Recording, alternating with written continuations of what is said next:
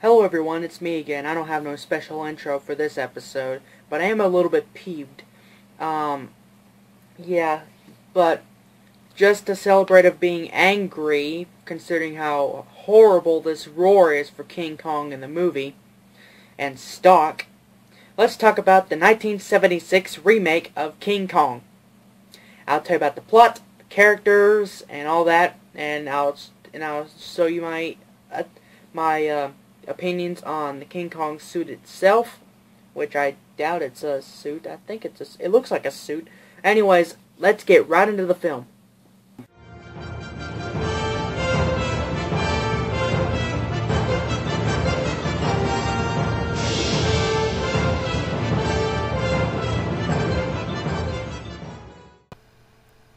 Alright guys, now that we're in the 1976 remake of the original King Kong, let's go ahead and take a look at the plot summary. I'm gonna go ahead and highlight this. I actually read these off the internet here. The owner of the oil company, Petrox Corporation, Fred Wilson, invites all his possessions searching oil in an unexplored island. The vessel leaves Surabaya in Indonesia with the stowaway Jack Prescott, who wants to protect an ape called Kong. While traveling, they find a castaway, Dwan, in the middle of nowhere in a rescue boat in the ocean and bring her on board. The group finds that the island is inhabited and the local natives worship a huge gorilla called Kong. They abduct Dwan and to offer her a sacrifice to Kong. I haven't seen that before. The crew hikes into the jungle trying to rescue Dwan. King Kong falls in love with Dwan and protects her against a huge serpent. The only thing that he fights in the movie is a freaking snake. Wow, this movie's gonna suck.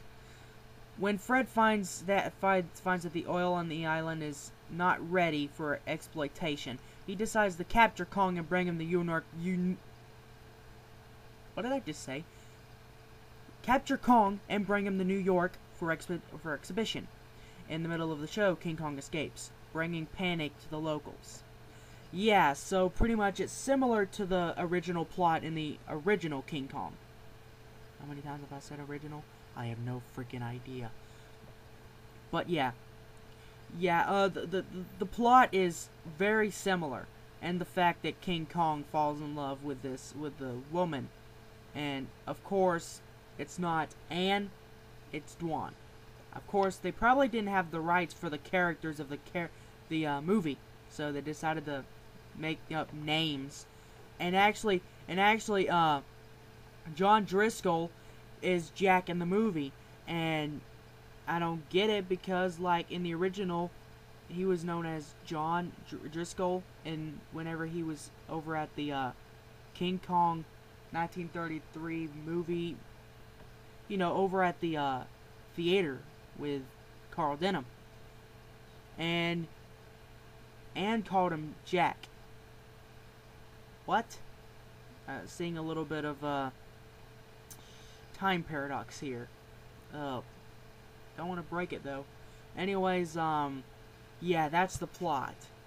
So what do I think of the characters? Not as memorable as the original. I don't remember much from the film. Yeah, I mean, I just don't remember anything much from the movie, despite from Kong being very ferocious looking. And I have to admit, they did have a good Kong design.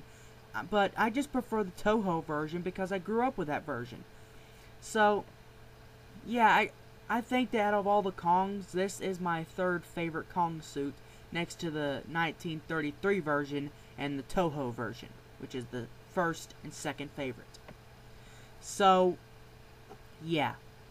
Now, what about the overall special effects?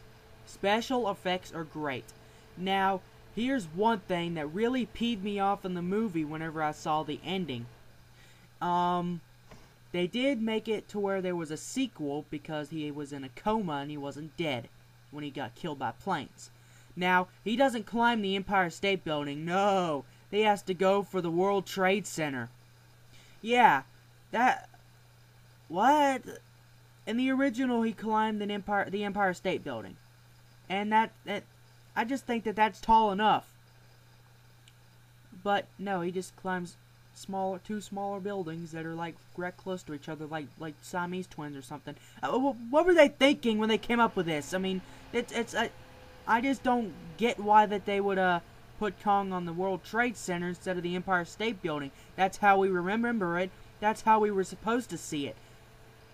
I don't know if it was supposed to be a remake. It could be like a sequel to Son of Kong or something, whenever there was another island somewhere close by that island that the other Kong was in, his son was in. But yeah, I'm rattling on about something I don't even know what's going on. So I'm just gonna calm down and talk about the sequel. This movie is hated by critics everywhere. I mean, my God, this movie is just atrocious. People say that this movie is the worst of all of the sequels, and I have to admit it. They are right. They are. I've seen parts of the film, and I just could not believe it. I mean, oh my God. It